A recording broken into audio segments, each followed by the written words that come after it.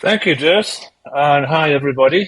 I'm happy to be here. I don't know how many people are on, but hopefully, the next 15, 20 minutes, we'll be able to share some interesting information with you. And without further ado, let's get started.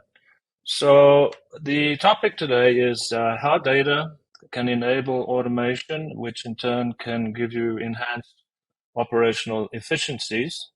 Um, we had some good information just presented. The data is a big thing right now. Some people are saying data is the new oil. I don't know about that, but certainly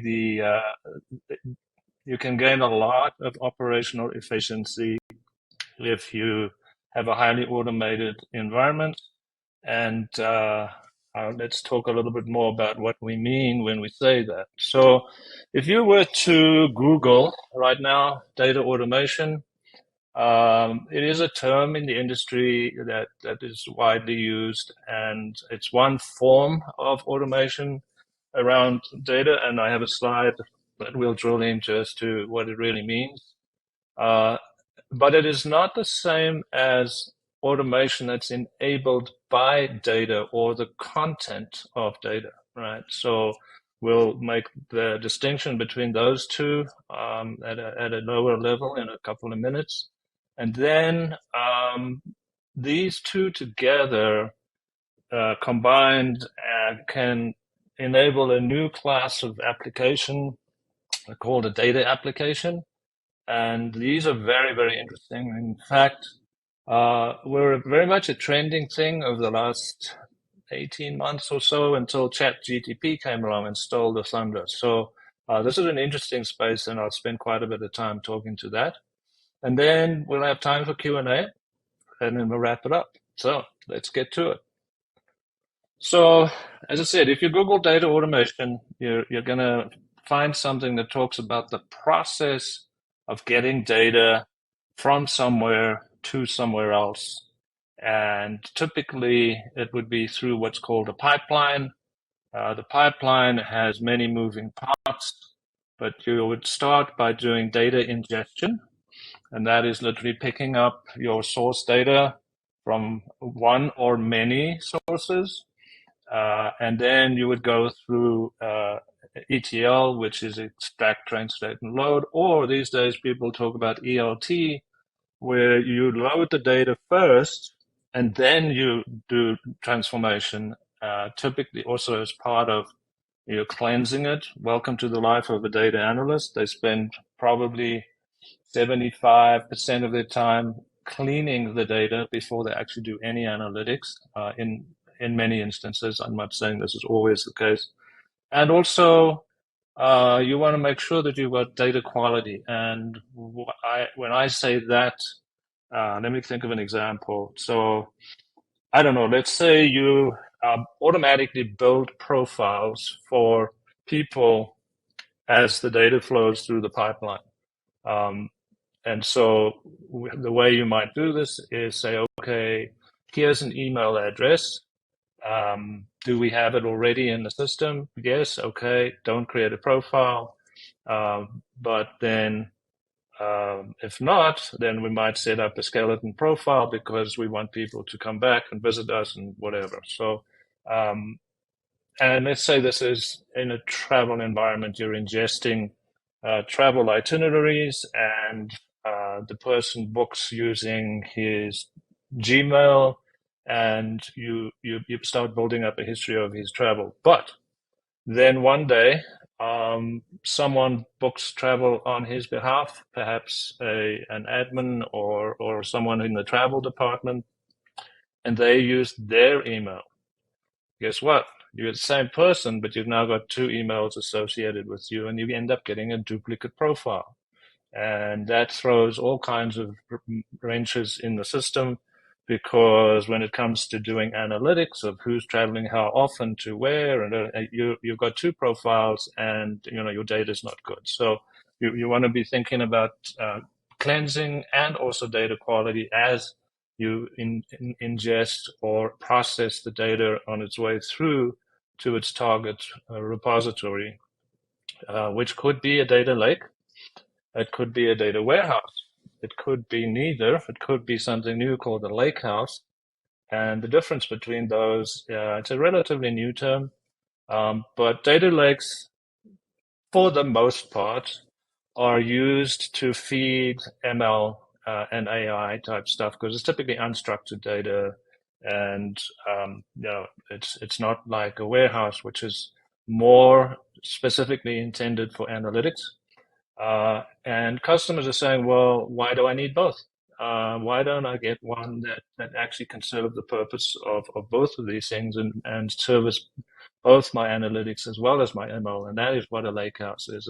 It's a new type of repository that can reduce the redundancy of having multiple ones. But anyway, so that's where your data ends up, is in some kind of target repository. And this notion of data automation is about making this a touch-free process, right? So it may start with a automated workload that kicks off at midnight every night, uh, runs through your source data repository, picks up deltas, sends them through the ETL, goes through whatever processes you have in place, and boom, in the morning you've got a refreshed repository, warehouse, whatever it is. And if this is a repeatable process that is automated, then nobody has to touch anything. The systems take care of it. If the jobs fail, they can back up a step or two and restart, and all of this happens in an automated way. And that's what this term data automation is about. Is about this whole going through your pipeline and getting your data to where it needs to be without anyone actually lifting a finger or touching anything. That's very good, because that means with no human intervention or any other kind of manual intervention, you always have a fresh set of data upon which you can then run your analytics and get good insights and make business decisions, right? So this is one way of getting automation to be your friend, and the output of it is enhanced operational efficiencies. So that's the topic of data automation. Now let's move on to a different kind of automation, which is automation which is enabled by the data itself, not the process of getting the data somewhere, but what the data actually is. And so we have new kinds of decision support systems. There's an acronym called DDDM, which is data-driven decision making. This is where you can have the systems look at thresholds, look for specific values that are triggers for something happening, right? It could be, in the case of supply chain management, just-in-time ordering. Nobody wants to sit on a lot of inventory, but also you don't want to not have the parts needed to build something. So by having checking on the actual content of the data, like I've only got 3 more of these things that I need to build a car. So when it gets to 2, I order, and I know what the lead times on these are. I order 4 more, and they show up on the door the day before they need it. That's the kind of thing you can do by looking at the actual content of the data. Then there's a notion of real-time data, where, and I'll get to an example on this in a minute, but this is where, once again, there's a threshold, it triggers an action, the action takes place, no intervention, no manual, no people. You've got to trust your systems, right, and your logic. But this is what data can do for you, but based on the actual content of the data. And that may be in a machine learning AI type environment, fraud detection, right? So if you go and try and use your credit card on the spot, a system decides based on, I don't know, you last used this 5 minutes ago in Dallas, and it's now someone's trying to use it in San Francisco. Impossible, right? So the system goes, no ways, this is highly likely to be a fraudulent attempt, and it will decline your card on the spot, right? So that's an example of things happening based on machine learning and patterns and all of those kinds of things. Similarly, we get a lot of emails that come in that we don't want, spam, and some of them are nefarious in nature, where it's like, oh, this is Bank of America, your account has been suspended, you need to log in, click this link, and then guess what? They scrape your ID and your password, and the next thing you're the victim of phishing, right? That's another area where if we can, in a real time manner, using intelligence of some form, say no ways, this email does not look good, and we send it to the junk box, or even better, we don't deliver it at all. And also these days, these same bad actors are now doing the same through SMS. I'm sure we've all got messages saying exactly the same thing that I just mentioned. This is United Healthcare. You have to log in right away, and it's got a little bit.ly URL, and that's a sure sign of, by the way, that an SMS message is suspicious, is that it has a URL. And if you do click on it, it's going to ask you to enter an ID and a password, which will be captured, and you will then be subject to fraudulent activities.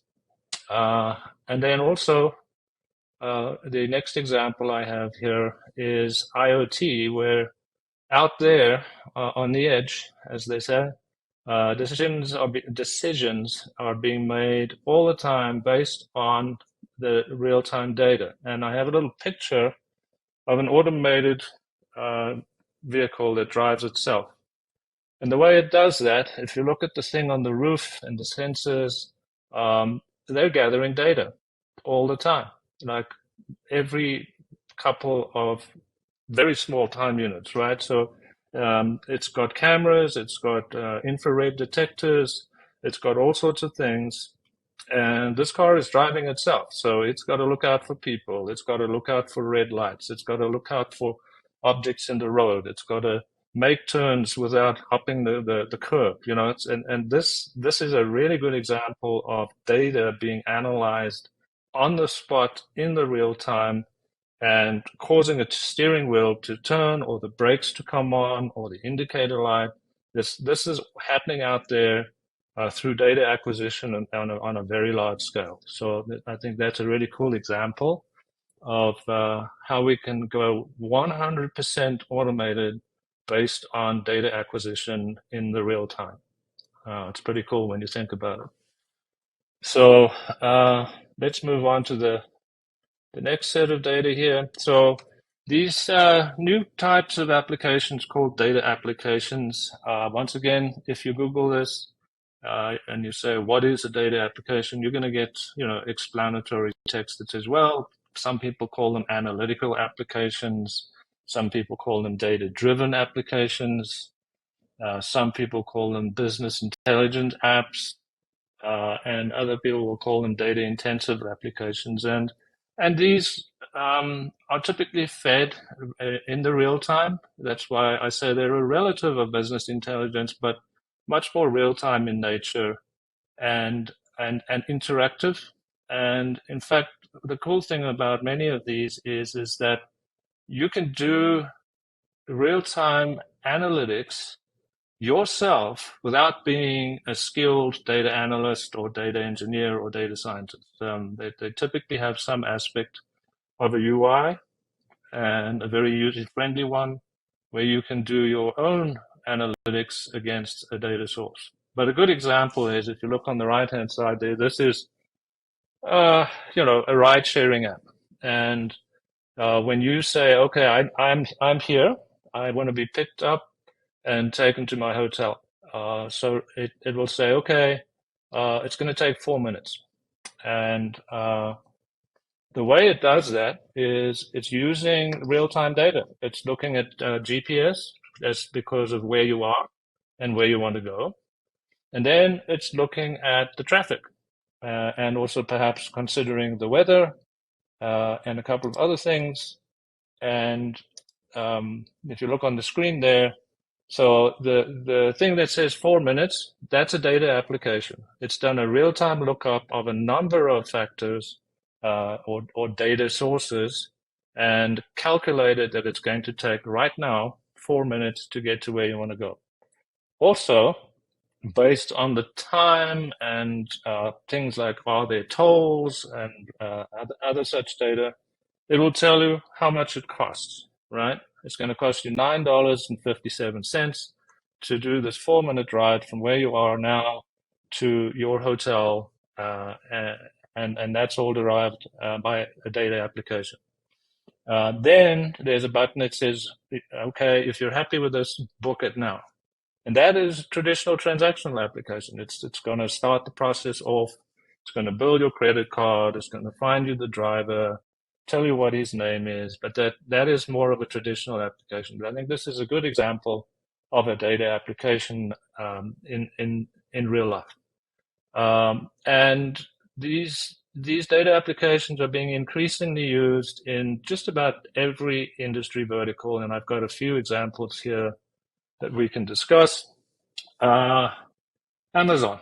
So, based on things that are happening in real time, including analysis of competitive websites, maybe Walmart has decided to run a special on an item, and you're searching on Amazon for this item, and you click on it, and then it says, okay, here's your price. That's quite often determined on the fly, and it's called dynamic pricing. And the pricing could change 10, 20, 50 times a day or more, or not at all, depending on what the data application and the intelligence built into it is deciding. So that's one aspect. Then the next thing is so you say, okay, I want to buy this, right? And then if you know Amazon, and I think we all do, it will pop up a list of product recommendations. This is based on what other people typically buy together. And it might be a very obvious thing, like you bought a hammer, so now it offers you a box of nails, right? But it's also looking at your personal history, real time, and maybe you bought this before. Maybe when you bought it before, you also bought the box of nails. And so it makes these product recommendations real time based on all of these factors, like what are the competitors pricing at? What's your personal shopping history? What do other people typically buy together? I don't want to belabor the point. I think you get the picture. But this is a very good example of a data application, or any one of these other terms that people use to describe this new breed of app. Weather alerts. So I live in Colorado. We have very bad thunderstorms here in the summer, and my phone's forever screaming. There's a weather alert, and this is all done automatically, real time, based on data being fed from satellites and other such things. There isn't a person sitting there going, "Oh, there's going to be a lot of lightning in this area." It's all automated, and it's sent out to people who have subscribed in an automated fashion. And so weather alerts, because of the dynamic nature of weather, if you don't like the weather, stick around; it will change. They build these alerts automatically based on a wide range of inputs from real-time data. Already mentioned the fraud detection example on the previous slide, where you try and use your card and it gets declined, which can be really frustrating. So, you got to be sure, or sure-ish, before you decline the card. And it drives me crazy because it's happened to me a couple of times. When I moved from New York to Colorado, it took at least a month before all of my cards actually worked in Colorado, because the systems didn't believe that I was in New York one day, Colorado the next, and then I had to fly back and drive a car across the country. And every time I tried to put in gas, it wouldn't accept my card because my movement patterns were very unusual, right? So I flew to Colorado. to pick up the keys for the house I rented. Then I flew back to New York, and then I took my daughter to college in Vermont because she started college at the same time. And I went back to New York, and then I drove and I stopped in. Where did I get to the first night? Cincinnati, right? And then next morning I was up early and I wanted to put in gas in Nebraska somewhere, and the system just went, "This is not possible," and it just kept declining my card. So, and it was very annoying for me, but uh, I'd rather that, quite frankly, than someone getting hold of my credentials and emptying my bank account and doing things like that. So um, that's the interesting thing about machine learning and real-time applications. You do need to ask yourself as you build these, what are the consequences of making a wrong decision? So clearly, if you're doing something that's life-threatening, you do not want a machine deciding to do something, because the consequence of getting it wrong, if your ML has an hallucination or you set the triggers too low, you do not want to do that, right? So you always got to ask yourself, what's the consequence of my automation making a decision and it was wrong, right? That's a very key point. Another example is a riff on fraud, cybersecurity.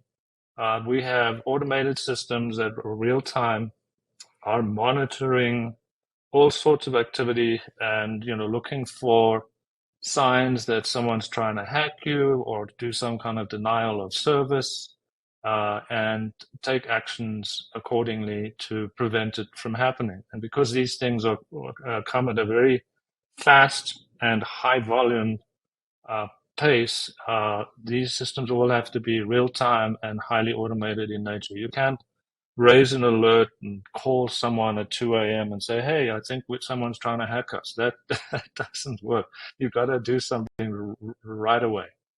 Another interesting one is both hotel and vacation rentals. I use the word Airbnb without asking if I could use their trademark, but for example, I think it's one that everyone can relate to.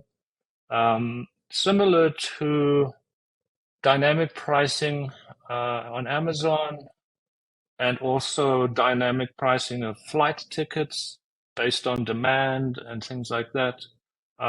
Hotel prices vary a lot too.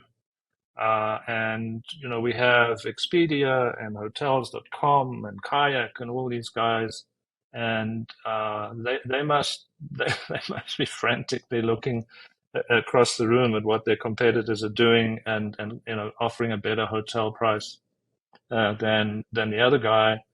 And then of late, Marriott, for instance, guarantees that if you book direct through them, they will actually give you a better price than any of the other guys, right? And they're able to do that through very sophisticated real-time data and analysis. That's what drives all of these things.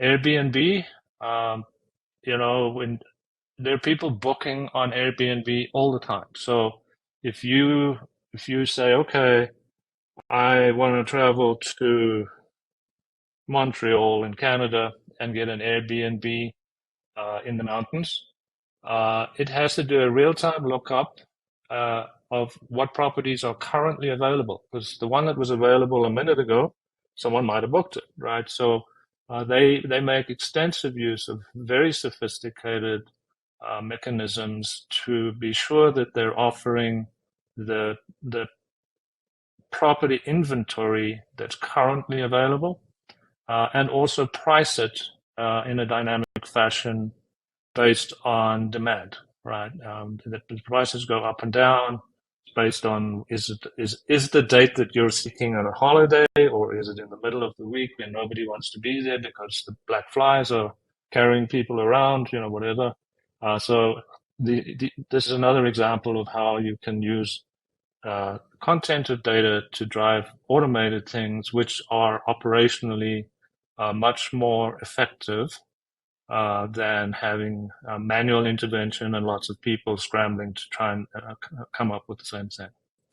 And then one that I found quite interesting as I was putting this together, um, in big league sports these days, the guys have all got their headsets on, and coaches are actually making calls based on data, which includes, what did the opposing team do the last time they were faced with this situation? It's like, a dumb example is run left instead of right. It is a dumb example. Um, but yeah, coaches have backroom systems, analyzing plays and whispering in their ear as to what the best call might be real time. And I think that's really interesting.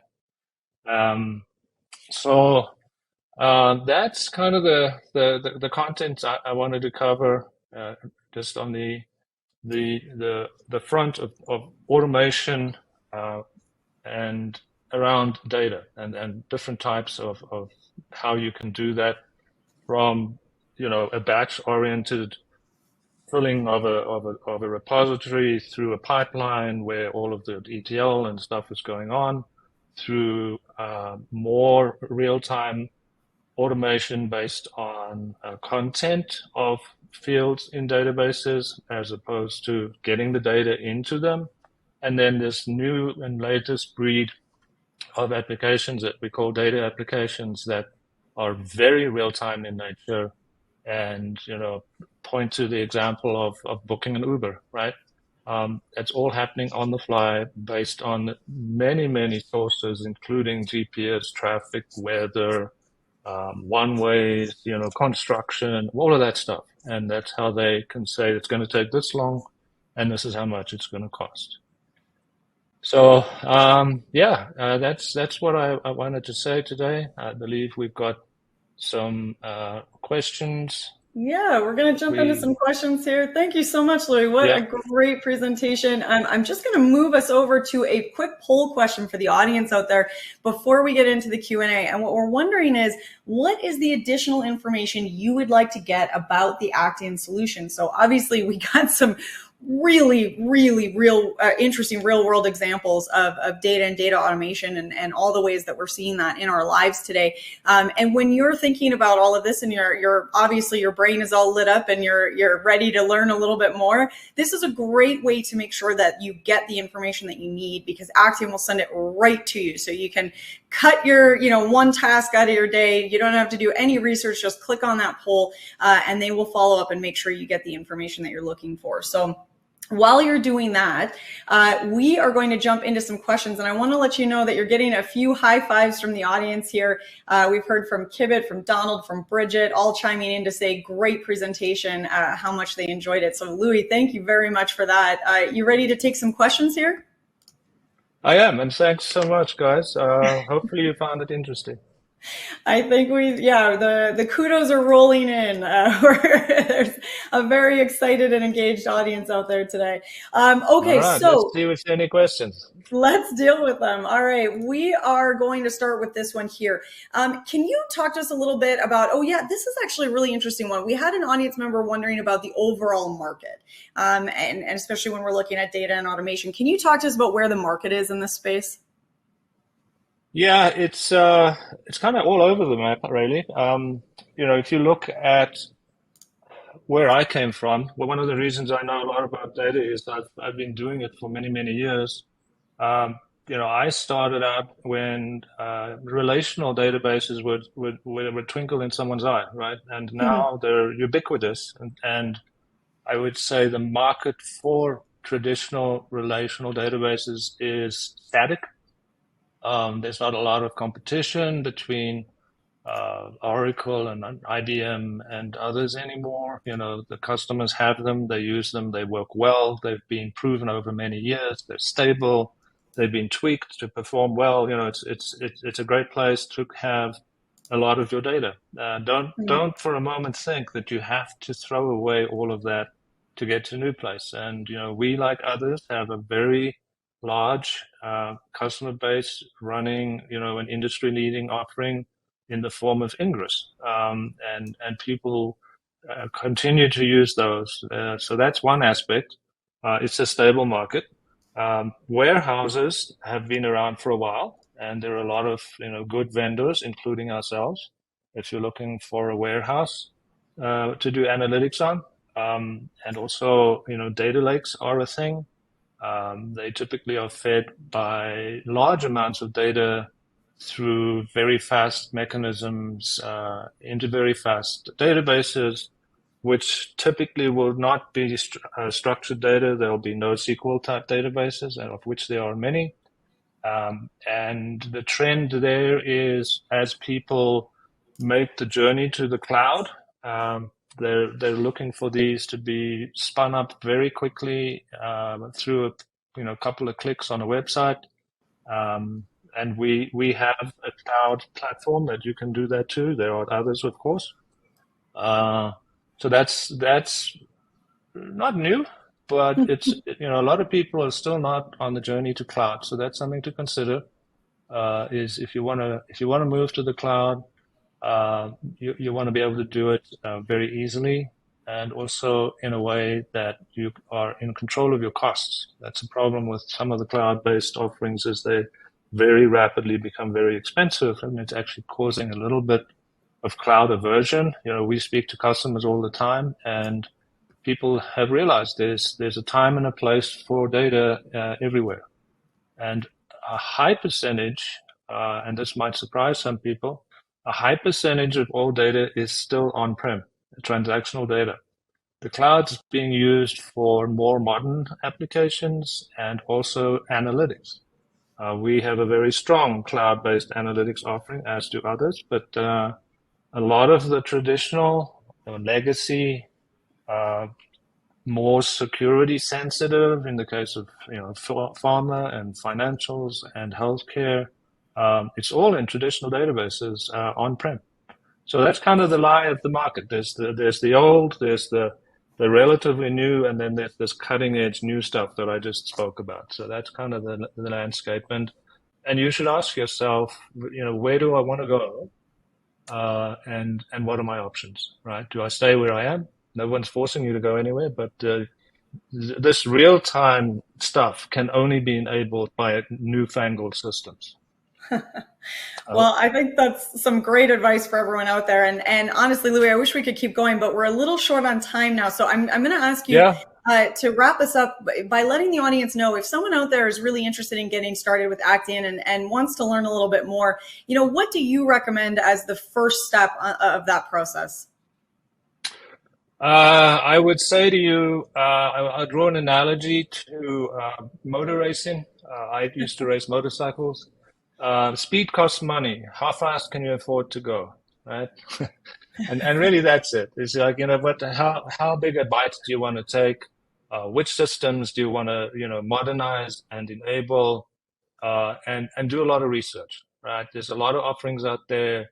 I would say have a good look at what you already have and what seems to be the most compatible with that. It might be from the same vendor, for instance, but yeah, this is a big move. It takes time, and you need to plan and think about what you want to do very carefully, and always be mindful that speed costs money and you can only afford to go so fast. That is some excellent advice and a great analogy. And do you recommend is visiting the website, reaching out to a sales rep? What's the actual foothold into Actian there? We are waiting for you to call, right? We can offer you free trials. You can request for an engagement with someone in sales through the website. There are many ways of getting hold of us. And if none of those work, look me up and reach out to me on LinkedIn, or send me an email. I will make sure that we get you started. That's perfect. So that is Actian.com, or it sounds like you can email at info@actian.com, and that's ACTIAN. So INFO@ACTIAN. Info@actian.com is a good email, or visit the website as a good place to get started. That'll get you going. That'll get you going. Thank you all. It was. I'm honored to be able to have spoken to you all, and hopefully I made at least one statement that made sense. I think you made many statements that made a lot of sense, and you certainly got all of us kind of lit up and thinking about things today, Louis. I really appreciate your time. Cool. Thank you so much for joining us. Right. There you are. Thank you.